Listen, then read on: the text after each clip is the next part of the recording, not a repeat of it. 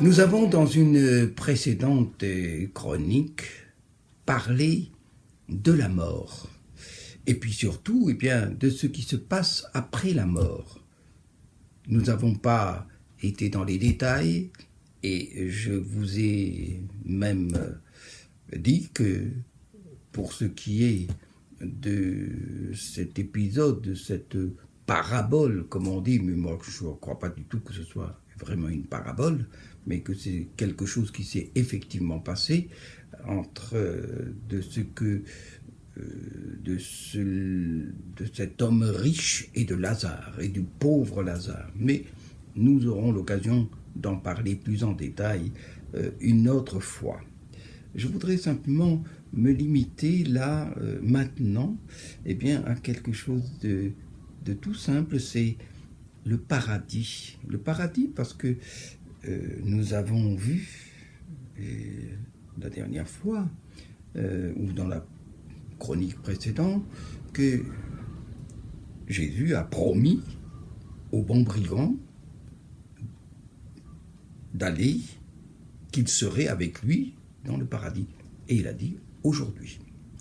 Donc c'est ensemble que l'un et l'autre sont allés au paradis.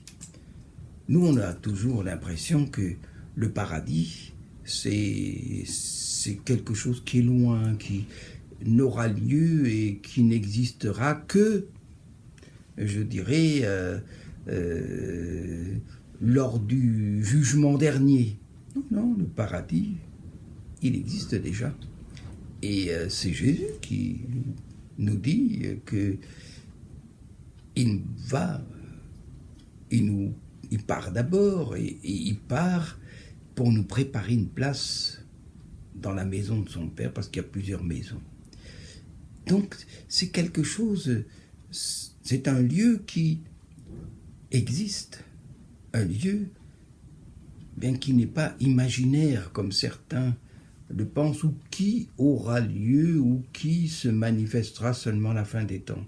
Non, je vais simplement vous le montrer par certains textes de l'Écriture, parce que c'est cela, et c'est en ces textes-là qu'il faut se confier. Alors d'abord, il y a cette parole de Jésus au bon brigand, tu seras au paradis aujourd'hui. Et puis il y a un autre passage que je vous invite aussi à découvrir, c'est celui de Paul. Il parle, là il dit, s'il faut se glorifier, c'est dans la 2e épître de Paul aux Corinthiens, et au chapitre 12, et au verset 1, il faut se glorifier. Cela n'est pas bon. J'en viendrai néanmoins à des visions, à des révélations du Seigneur. Et il parle de lui, bien sûr. Je connais un homme en Christ qui fut, il y a 14 ans, ravi jusqu'au 3e ciel. Si ce fut dans son corps, je ne sais. Si ce fut hors de son corps, je ne sais. Dieu le sait. Je sais que cet homme, si ce fut dans son corps ou sans son corps, je ne sais, Dieu le sait, fut enlevé au paradis, fut enlevé dans le paradis, et qu'il entendit des paroles ineffables qu'il n'est pas permis à un homme d'exprimer. Là, c'est clair, c'est pas seulement Jésus, c'est l'apôtre Paul lui-même qui dit « j'ai une révélation ». Et est-ce que c'était dans mon corps, est-ce que c'était sans mon corps ?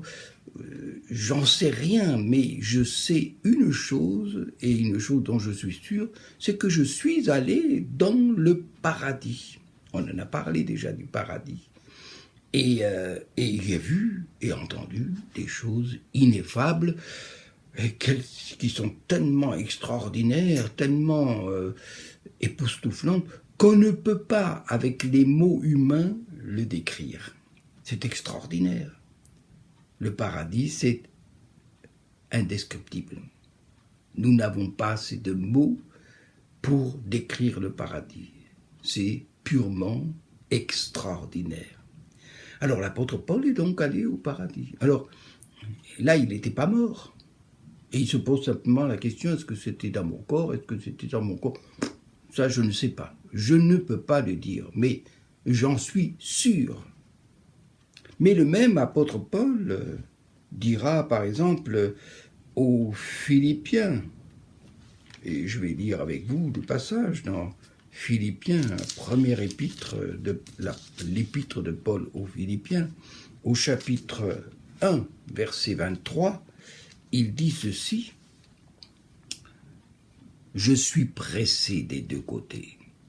J'ai le désir de m'en aller et d'être avec Christ, ce qui de beaucoup est le meilleur. Mais à cause de vous, il est plus nécessaire que je demeure dans la chair. » Autrement dit, l'apôtre Paul dit, ce que je préférerais, c'est d'être, pas mort, non, c'est pas, non, mais puisque pour être auprès du Seigneur, être dans le paradis, eh bien, il faut passer par la mort, eh bien, j'ai déjà vu cela, et j'ai vu ce qu'il y avait au paradis. Mon âme, mon esprit aspire à être dans ce lieu. S'il y avait à choisir, j'irai là-haut, j'irai dans le ciel, j'irai dans le paradis, et je demanderai au Seigneur d'ouvrir la porte.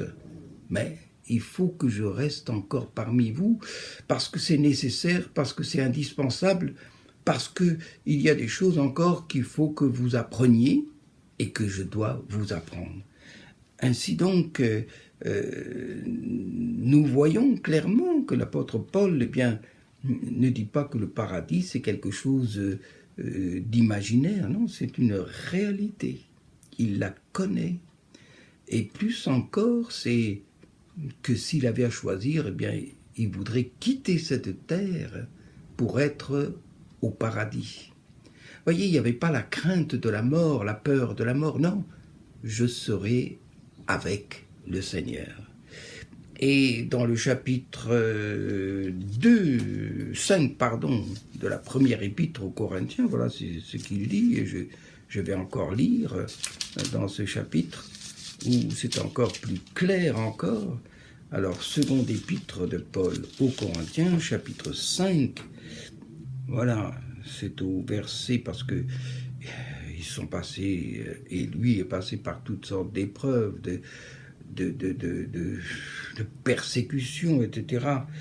Et alors il dit au verset 6 de ce chapitre 5 de la deuxième épître aux Corinthiens, « Nous sommes donc toujours pleins de confiance, et nous savons qu'en demeurant dans ce corps, nous demeurons loin du Seigneur. Car nous marchons par la foi et non par la vue. Nous sommes pleins de confiance et nous aimons mieux quitter ce corps et demeurer auprès du Seigneur. » Voyez encore, c'est la même pensée, même dans cette lettre, il parlera de cet homme qui, en parlant de lui, qui est allé jusque dans le paradis de Dieu et qu'il a vu des choses extraordinaires. Alors, souffrir, persécuter, être battu et tout ça sur la terre, s'il faut choisir, j'aimerais être auprès du Seigneur. Donc, la mort, ce n'est pas la même chose pour le chrétien, pour celui qui croit, que pour celui qui ne croit pas. Celui qui ne croit pas, nous avons vu, c'est simplement le Hadès, ou le Sheol, pour le Hadès pour les Grecs, c'est le mot, ou alors le Sheol pour les Hébreux, c'est-à-dire le séjour des morts. Et dans le séjour des morts, nous avons vu, et je vous l'ai dit, que ce qui est de très particulier, c'est que dans le séjour des morts, le mauvais riche, qui voudrait que Lazare aille prévenir ses frères qui sont encore vivants sur la terre, et il y a une chose qui étonne, c'est qu'il n'y a plus possibilité de se repentir. Il ne peut plus se repentir. C'est le lieu où on ne peut plus demander pardon à Dieu. C'est le lieu où on ne reçoit plus le pardon. Aujourd'hui, pendant que nous vivons sur cette terre, il y a pour nous une espérance au travers de la repentance. Nous pouvons nous repentir, nous pouvons demander pardon, recevoir le pardon.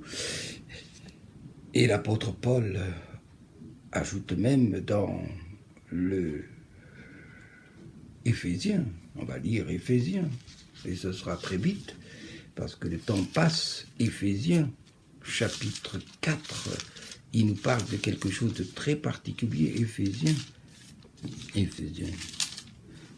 chapitre 4, et voici ce qu'il nous dit de ce que Jésus a fait. Mais à chacun de nous, la grâce a été donnée selon la mesure du don de Christ.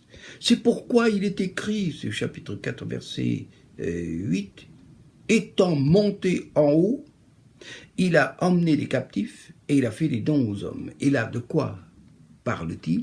Eh bien, lorsque Jésus est mort, eh bien, il y a quelque chose qui s'est cassé dans le royaume des ténèbres, quelque chose qui s'est brisé dans le séjour des morts. Il est celui qui a la clé de la mort et du séjour des morts. Et qu'est-ce qu'il a fait? Tous les justes qui étaient là dans le séjour des morts, eh bien, il les a amenés. C'était les captifs. Il les a amenés dans le paradis. Et il fait des dons aux hommes. C'est-à-dire que pour nous qui vivons aussi, eh bien, il nous a fait des dons. Et les dons, quels sont-ils? Eh bien, c'est de pardonner. C'est de prier pour que ceux qui veulent recevoir le pardon reçoivent le pardon. C'est une grâce.